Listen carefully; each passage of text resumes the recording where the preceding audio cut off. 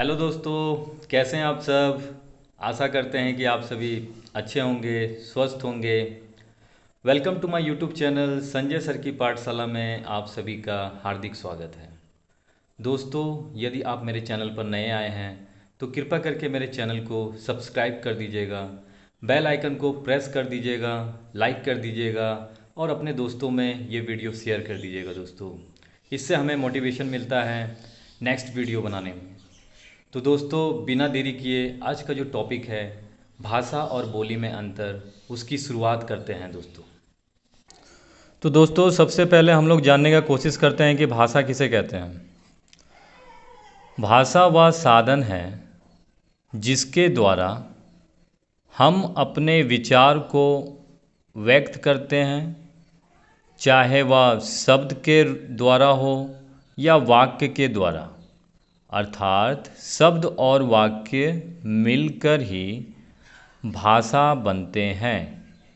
भाषा को हम दो रूप में व्यक्त कर सकते हैं, मौखिक और लिखित। तो सबसे पहले जानते हैं कि मौखिक भाषा क्या होता है। जिन भावों को हम बोलकर प्रकट करते हैं उसे मौखिक भाषा कहते हैं। अब दूसरे नंबर में आता है लिखित भाषा। जिन भावों को हम लिखकर प्रकट करते हैं उसे लिखित भाषा कहते हैं। तो दोस्तों, इसमें बताया जा रहा है कि सबसे पहला है भाषा किसे कहते हैं। भाषा वह साधन होता है जिसके माध्यम से हम अपने भावों या विचारों को दूसरों के सामने प्रकट करते हैं और दूसरों के भावों एवं विचारों को भाषा के माध्यम से ही समझ लेते हैं, तो उसे ही भाषा कहते हैं दोस्तों। अब भाषा के भी दो रूप होते हैं, एक होता है मौखिक और एक होता है लिखित। मौखिक भाषा किसे कहते हैं? जब हम मुख से बोलकर अपने मन के भावों या विचारों को दूसरों के सामने व्यक्त करते हैं तो वो भाषा का मौखिक रूप कहलाता है दोस्तों। अब दूसरे नंबर में आता है लिखित। लिखित भाषा किसे कहते हैं? तो अपने मन के भावों एवं विचारों को जब हम दूसरों के सामने लिख कर प्रकट करते हैं तो वह भाषा का लिखित रूप कहलाता है दोस्तों। ठीक है दोस्तों। अब दोस्तों, उसके बाद बोला जा रहा है कि भाषा पूरे देश की बोली होती है। मतलब जो भाषा होता है वह पूरे देश की बोली होती है। जैसे भारत देश की भाषा हिंदी है। हमारे देश में अधिकतर जो जनता होते हैं वो हिंदी भाषा में ही अपने मन के भावों एवं विचारों को दूसरों के सामने व्यक्त करते हैं। ठीक है दोस्तों। सरकारी कामकाज से लेकर यहाँ की आम जनता को हिंदी भाषा का ही उपयोग करना पड़ता है, इसे भाषा कहते हैं। हमारे देश में सरकारी जो कामकाज होते हैं दोस्तों, उसमें भी अधिकतर हिंदी भाषा का ही उपयोग किया जाता है। चाहे आम जनता हो वो भी हिंदी भाषा में ही अपने विचारों को दूसरों के सामने व्यक्त करते हैं, क्योंकि हिंदी बहुत ही सरल भाषा है दोस्तों, जो आसानी से समझा जा सकता है और उसे लिखा भी जा सकता है।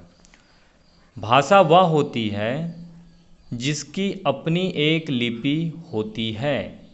तो जो हिंदी भाषा में हम लोग बोलते हैं दोस्तों, एक दूसरे से बातचीत करते हैं, तो हिंदी भाषा की भी अपनी एक लिपि है। हिंदी की लिपि देवनागरी है तथा अंग्रेजी की रोमन। जैसे हिंदी भाषा में जो हम लोग बोल रहे हैं तो उसकी लिपि देवनागरी है, और अंग्रेजी भाषा में हम एक दूसरे से बातचीत करते हैं तो अंग्रेजी भाषा का जो लिपि है दोस्तों, वो उसका क्या है, लिपि रोमन है। ठीक है दोस्तों। या फिर हम यह भी कह सकते हैं कि भाषा वह साधन है जिसके द्वारा हम अपने विचारों को व्यक्त करते हैं। जो भी हमारे विचार होते हैं, जो भी हमें बोलना होता है, वो भाषा के माध्यम से ही हम बगल वाले इंसान को बोलते हैं तथा दूसरों के विचारों को समझ लेते हैं, तथा दूसरों के विचारों को भाषा के माध्यम से ही हम लोग समझ लेते हैं। ठीक है दोस्तों। तो उसके आगे अब ये भाषा का पूरा हो गया। आसान शब्दों में आप लोगों को समझाने का कोशिश किए हैं, आशा करते हैं कि आप लोगों को समझ में आया होगा। अब उसके बाद है बोली। बोली किसे कहते हैं उसके बारे में जानते हैं। भारत के अंदर बहुत सारे राज्य हैं।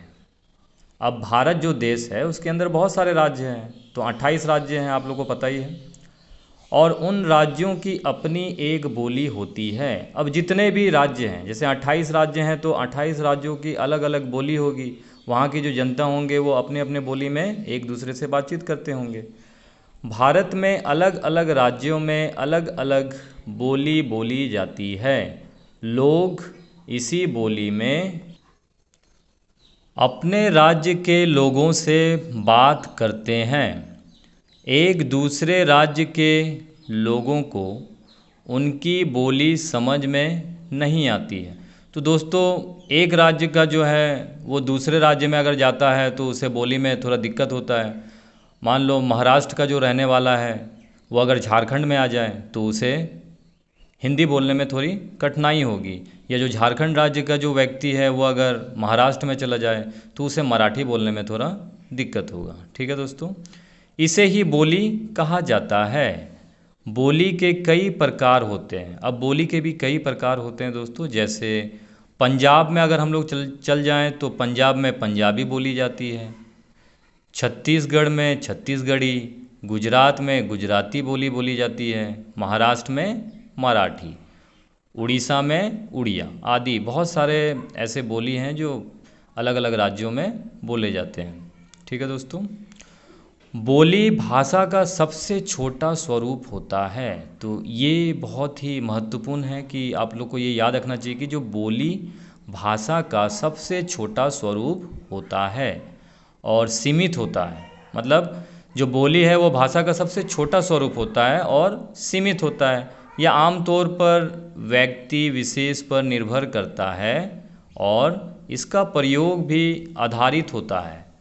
बोलियों के समूह को ही उपबोली कहते हैं। देखो दोस्तों, यही सबसे ज़्यादा महत्वपूर्ण है कि बोलियों के समूह को, जो वो पूरे ग्रुप में होता है, बोलियों के समूह को ही उपबोली कहते हैं तथा उपबोली के समूह से ही बोली बनाई जाती है।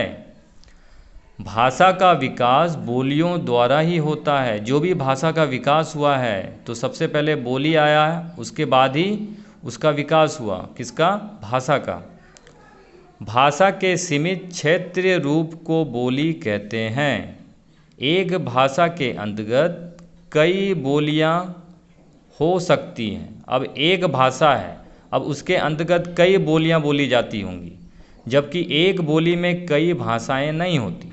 तो देखिए, अब इसमें बोला जा रहा है कि एक भाषा के अंतर्गत बहुत सारी बोलियां हो सकती हैं, लेकिन एक बोली में कई भाषा नहीं होती।